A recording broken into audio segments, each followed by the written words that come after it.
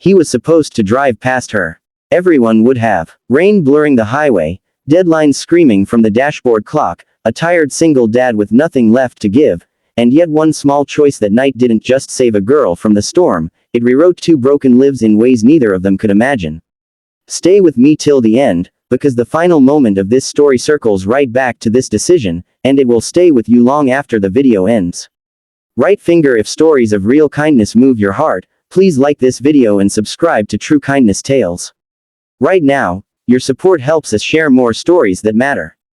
The rain came down like it had a personal grudge against the road, drumming on the windshield of Mark's 18-wheeler until even the wipers struggled to keep up, and as the headlights carved two narrow tunnels through the darkness, Mark kept his eyes forward, because that's what you do when you're a truck driver and a single dad. Keep moving, don't look sideways, don't let your thoughts wander into places that can hurt you. His name was Mark Ellis, 38 years old, hands rough from years of hauling freight across states, heart rougher from raising his 8-year-old son Jake alone after his wife passed away 3 winters ago. Nights like this were the hardest, when the road felt endless and the silence in the cab reminded him of everything missing at home, but work didn't stop for grief, and rent didn't wait for healing. As he slowed near a bend in the highway, something flickered at the edge of his vision, a pale shape moving against the rain-soaked darkness, and his first instinct was denial, probably a signpost, probably his tired eyes, but then he saw her clearly. A girl, maybe 14 or 15, walking along the shoulder with her head down, clothes soaked through, hair plastered to her face, no umbrella, no jacket thick enough for this storm.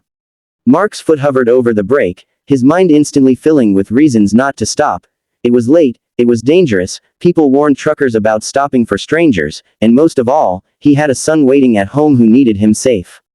He told himself someone else would help her, someone closer, someone better equipped, but as he passed her, he caught a glimpse of her face in the side mirror, fear mixed with exhaustion, the kind of look that didn't belong on someone so young, and something in his chest tightened painfully. He drove another 100 yards before his conscience slammed harder than the rain, memories flooding back of nights he'd carried Jake to bed after nightmares, promising him that the world still had good people in it, even when it hurt.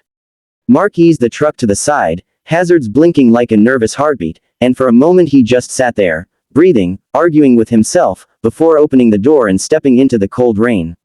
When he called out, his voice was gentle but firm, the way he used to speak to scared kids, and the girl froze like a deer, clearly debating whether to run or trust him.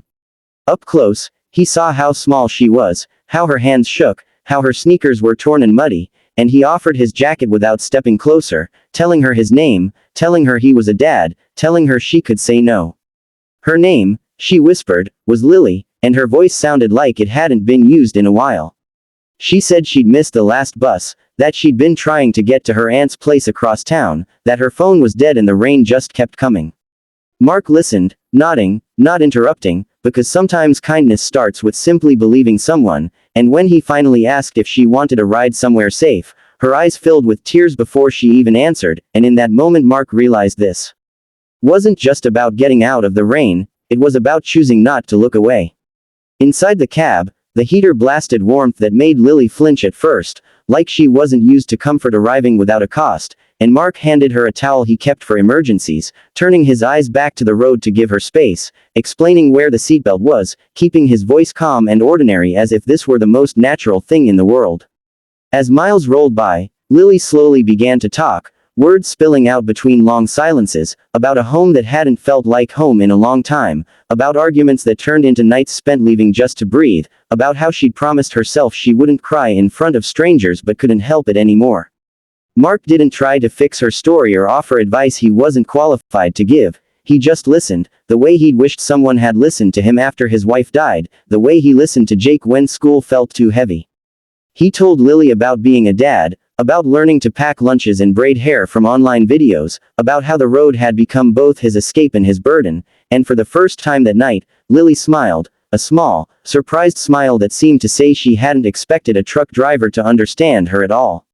When they reached the address Lily gave him, the house was dark, porch light broken, and Lily's shoulders sagged as if hope had finally run out, and Mark felt that tightening again, that pull toward doing more than the bare minimum.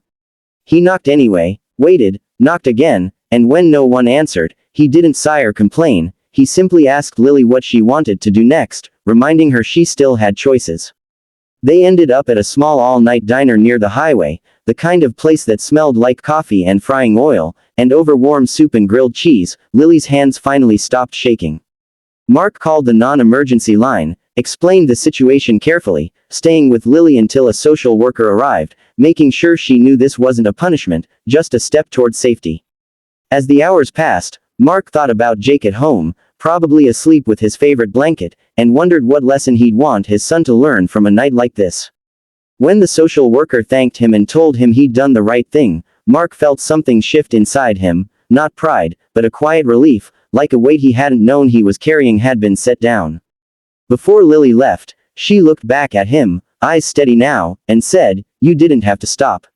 Mark smiled softly and replied, "I know. But sometimes stopping is the whole point." As he drove away, rain easing into a mist, he didn't realize that this small pause in his journey had already begun to change the direction of his life, planting a seed that would grow in ways neither of them could yet see.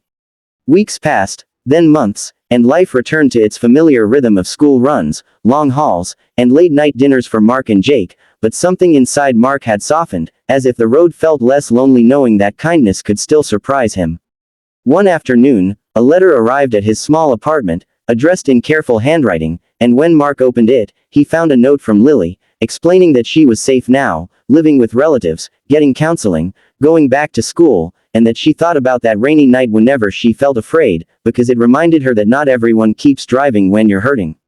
Jake read the letter over his dad's shoulder, eyes wide, and asked a dozen questions, and Mark answered each one honestly, telling him that helping someone doesn't make you a hero, it just makes you human. Months later, Lily and her aunt visited, bringing homemade cookies and shy smiles, and when Lily hugged Mark, it felt like closure and beginning all at once. She told Jake she wanted to be a social worker someday, because one person had believed her when it mattered most, and Mark felt his throat tighten, understanding then that the ripple of one decision can stretch farther than any highway.